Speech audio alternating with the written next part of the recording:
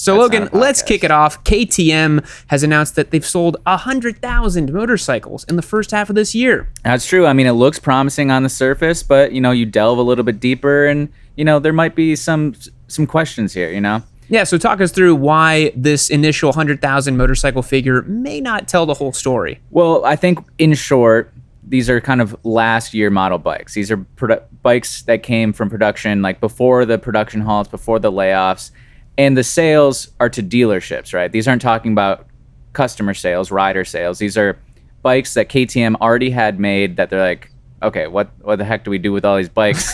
Here, you guys take them. Yeah. So, and because you guys may have seen around the country, around the world maybe even too, KTM dealerships have some super crazy competitive deals right now, specifically on their 390 class bikes. Like you can get 390 Adventure for like $5,000 out the door, like a 2024. That's a screaming good deal. That takes us back pre-pandemic pricing on that. That's for ridiculous. Sure. And I think all of that is a result of KTM being like, here, take all these bikes. We got to kind of fluff the numbers a little bit. Yeah, and in talking about that, as a personal anecdote, our local KTM dealer here is TJ's in Austin. I purchased the Husqvarna Svartpillen 401 that went about as good as a fart in the wind in terms of a giveaway bike. The Fartpillen. But we had some fun with it for a couple of weeks. And when I went to go pick it up at the dealership, I was actually amazed at how many KTMs there were in that. It was packed to the gills with bikes. And I got a screaming good deal out the door for that bike. For sure. So anecdotally, I can confirm. Yeah. So good news for consumers if you want to buy a cheap, 390 KTM or Husqvarna right now. But yeah, it is indicative of sort of some greater questions about the future of the brand. We've been hesitant to talk about KTM just because it became so tired over the last year. Absolutely. Yeah. And so many up and downs, and it's just like, I'm kind of sick of this. But, they've turned a new leaf. Essentially, Bajaj saved their butts. But that begs the question, what's the future of KTM like? Because it's sort of like they're operating kind of two different companies right now, right? Yeah, because Austrian production of the motorcycles have completely stopped. Right. So all of these sales that are coming through are lower margin, lower cost motorcycles that they're selling, which we talked about this previous on the pod, is that, you got to sell bikes at good margins. You got to keep the revenue coming in. And you could look at this and say, oh, they sold over 100,000 bikes. That's a drop from 147,000 last year. And if you're primarily selling bikes that are lower margin, that's not nearly as much money coming in, right? Sure, if each unit is less and you've sold an absolute less number of them. I'm a little concerned for KTM still because the Austrian production is still halted, and these are mostly just old stock from the Indian bikes. Yeah, and I think a year from now it'll be more telling, right? Like how many motorcycles do they sell in this period in 2026, right? Because right now is when this past year is when production has been halted. Kind of that. All the Austrian employees are like 3-month vacation, 6, and then they're like, wait, this is a 6-month vacation? That's a little too much even for us. We need to get back to work. Yeah, so. Even for Europeans, they're like 6 months off. That's a bit much. So yeah, I think a year from now will be a little bit more telling. But yeah, and it sort of, like I said, begs the question, do they do sort of the Ducati thing of very clearly delineate the Indian-made 390 category bikes? And they don't have to be the 390s. That's just sort of what we think of here. Yeah. And then the very more kind of flagship Austrian built, either their dirt bikes, enduro bikes, or the high-end flagship stuff from Duke 990 to the Super Duke, I don't think that's a bad play, especially when you look at CFMoto does like CF Light and CFMoto. Ducati does Scrambler and Ducati. I think especially the customer who's willing to spend a lot of money on a KTM, if you were to brand them in this kind of like even more upmarket way and make them more flashy, like I think that consumer is more than willing to shell out an extra 20% to support the brand. We joked about this previously that, KTM dirt bike people are just willing to get absolutely brutalized and bodied by this brand over and over again because they just bleed orange, you know? But the people who buy larger displacement Dukes and KTM street models are a very similar cloth to that, right? They're cut from the similar cloth where they're willing to like go to bat for this company and just go like that. And ironically, like some of their flagship bikes, or their larger bikes, not necessarily the flagship ones, specifically the 790s and 890s that had the camshaft issue, have sort of ironically devalued the small displacement bikes, right? Yes. Like the small displacement beginner bike customer base, they're, prowling the internet, the forums, what's the best beginner bike right now? They're like, I've heard bad stuff about KTM. I'm kind of hesitant about that. But the Indian-made KTMs are like, pretty darn sweet. They've been running that platform for like 10 years practically. They've made some great changes. They used to have a bunch of issues. They had head gasket problems, electronics issues, but they've gotten pretty good now. Yeah, like, they're not bad. And so by comparison, it's like everybody got scared of the camshaft issues on the larger bikes, not even considering that it's the smaller ones that, didn't even have that issue. So I think a kind of more clear delineation would help ease certain people's minds. Like you said, the higher end customer base is far less concerned about those maybe surprise costs, the surprise cost of ownership of an Austrian made bike. They can afford the higher end, more premium thing in the first place. They maybe are a little bit less concerned about it taking a 6-month nap while they wait for parts from Austria. I think the one thing the KTM should think about, maybe two things, and it's, kind of like, duh, why wouldn't they do this?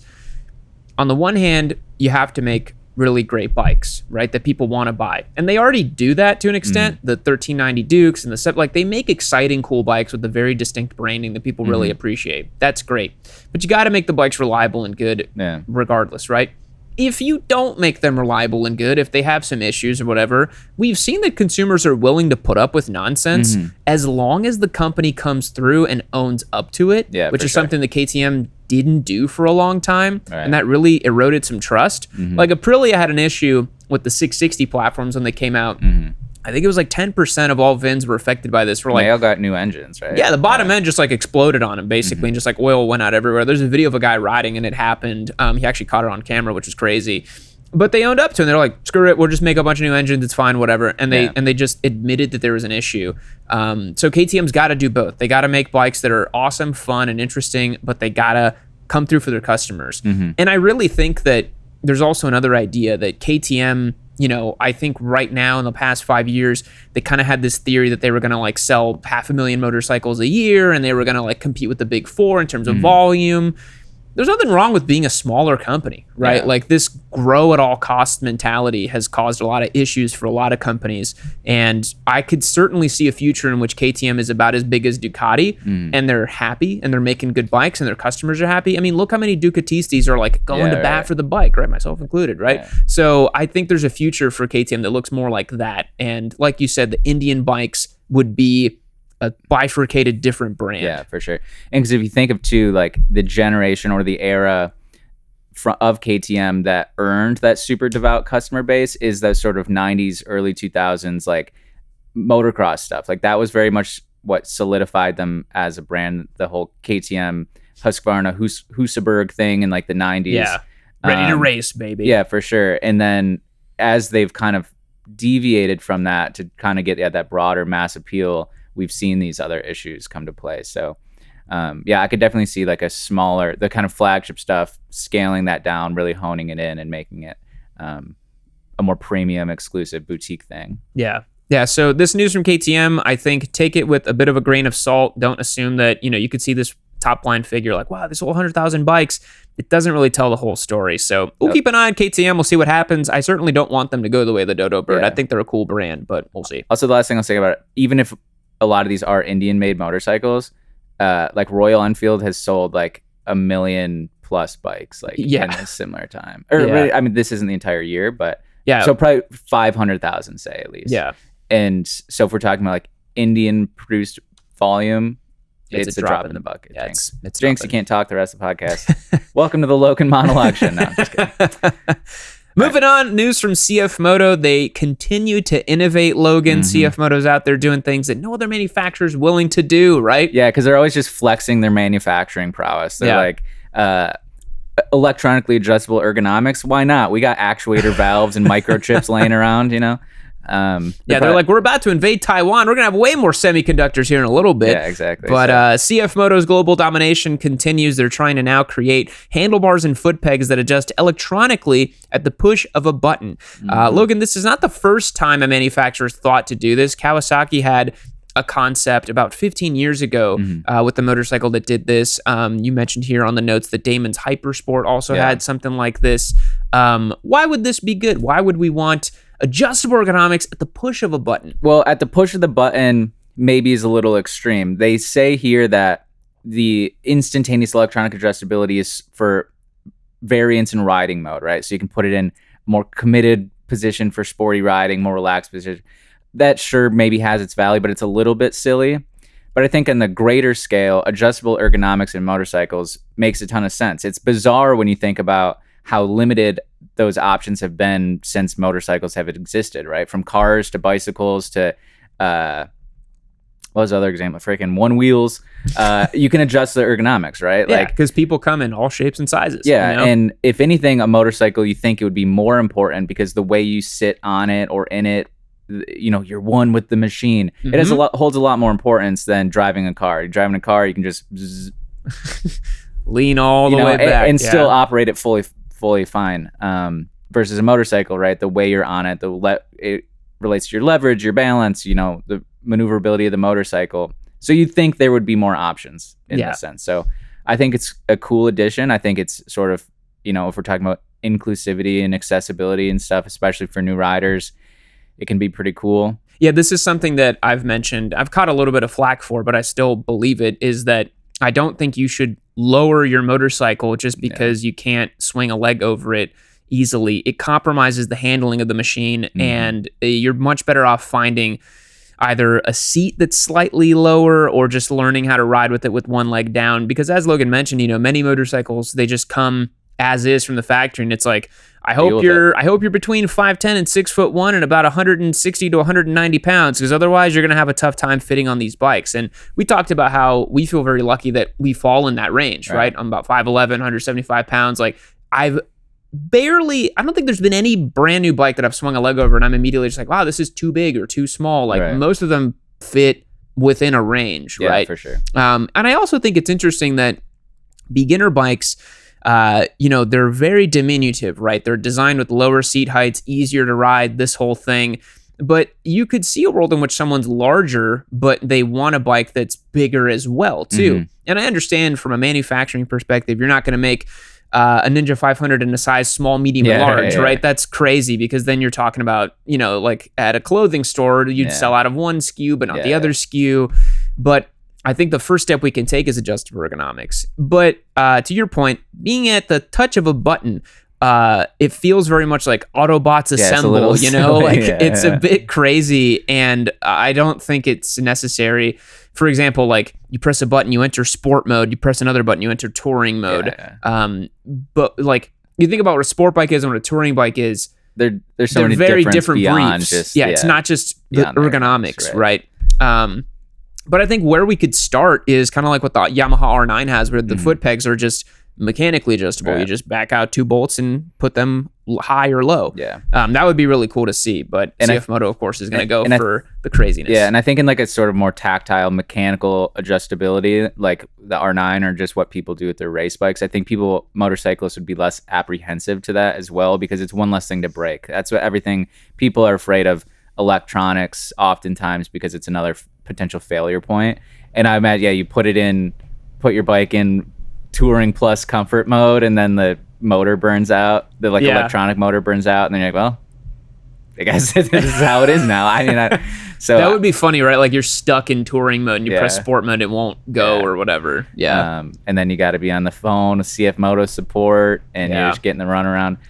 So I think, mechanically adjusted ergonomics could be pretty cool. Like I said, everything from cars, bicycles, you know, tailor to different size people. I mean, even in a car, right? Like the seat moves in so many directions.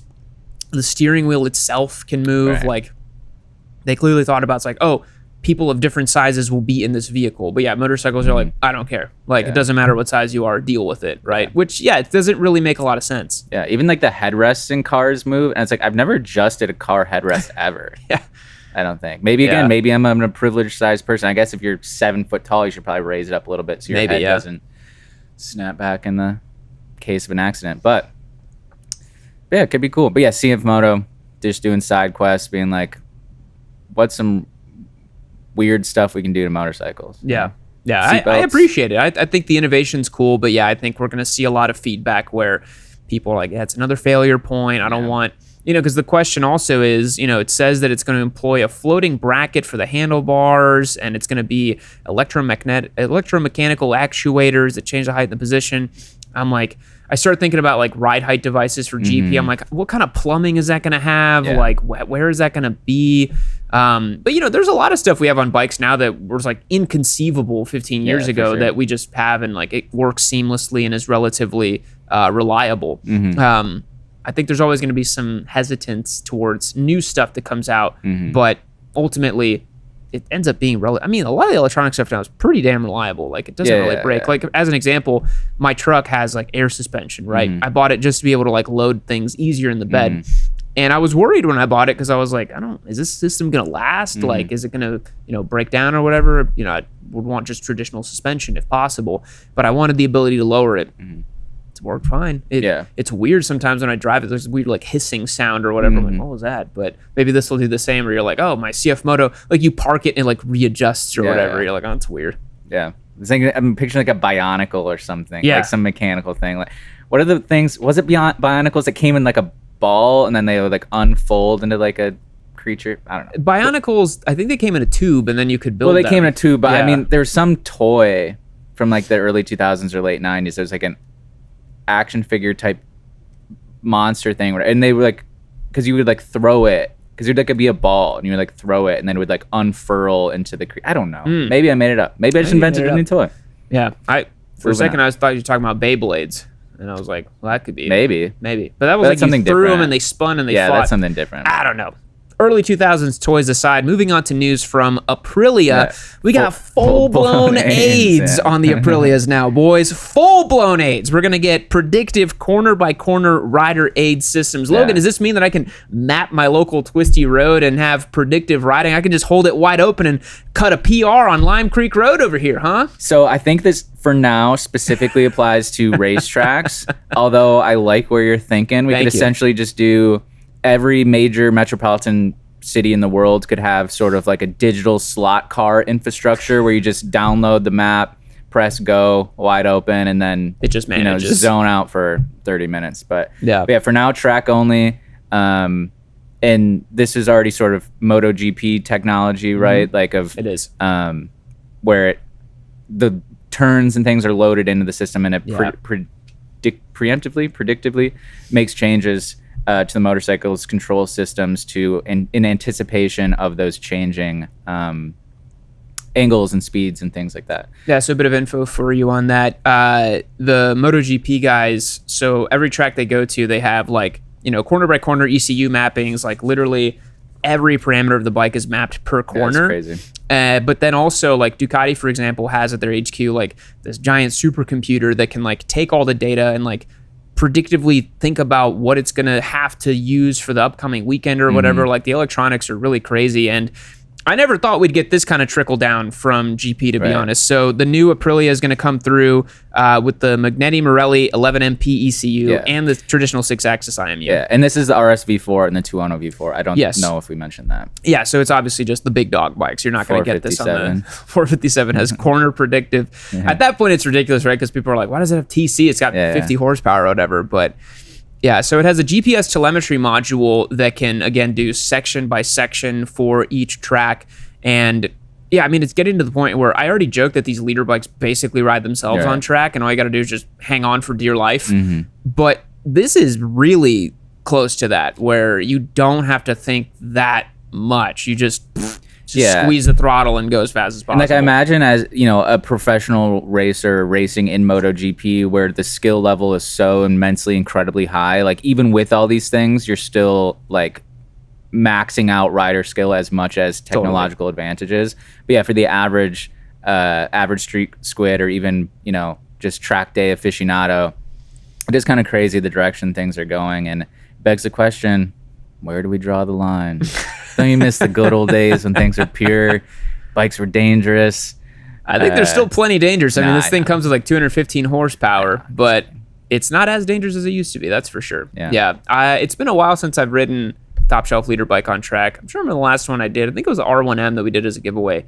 And yeah, it's just like slide control. We like you don't have to think that much.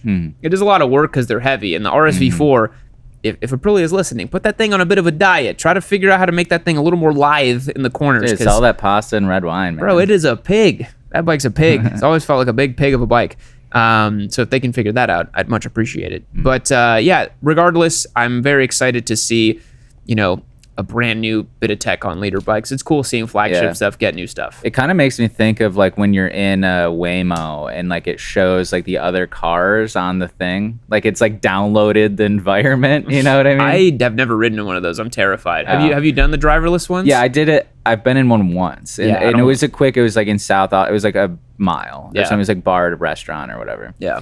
And it is super weird. But yeah, or I think even Teslas are kind of like this. Where it's like like downloads the environment, like it has like the area map like on the dash, and it has like all the turns and the people and the cars and stuff. It's just like that's what these like super advanced rider systems and motorcycles like they're like downloading the map and then like basing.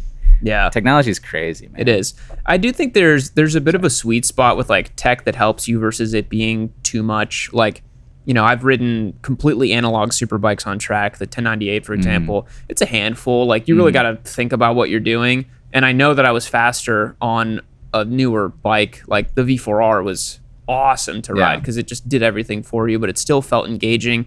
So maybe this will be the same thing. The best kind of tech is this invisible layer that just kind of keeps you safe and you have fun with it. And you don't even think about it being there. Don't even think about it. And this might be a similar thing because Ducati's new Panigale V4 has something similar where it, like, preemptively does stuff and thinks ahead for you. And everyone that's ridden that bike on track just says it feels like you're cheating. It's like, this is just so fun and awesome. On rails. On rails.